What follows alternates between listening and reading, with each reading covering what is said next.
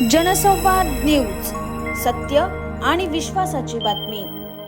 अंबरनाथच्या ordnance रस्त्यावर रात्रीच्या सुमारास कार आणि दुचाकीमध्ये भीषण अपघात झाला। या अपघातात बाईकस्वार तरुणाचा जागीच मृत्यू झालाय।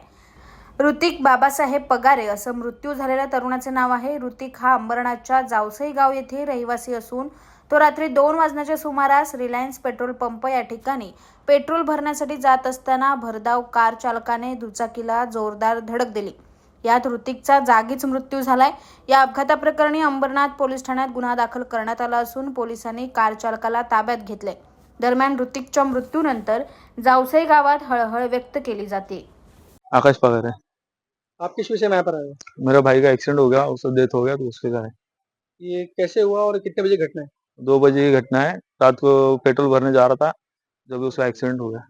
जनसंवाद न्यूज, सत्य आणि विश्वासाची बातमी। आजच सबस्क्राईब करून बेल आयकॉनला क्लिक करा आणि पहा ताज्या घडामोडींचा अचूक अंदाज आपल्या मोबाईलवर।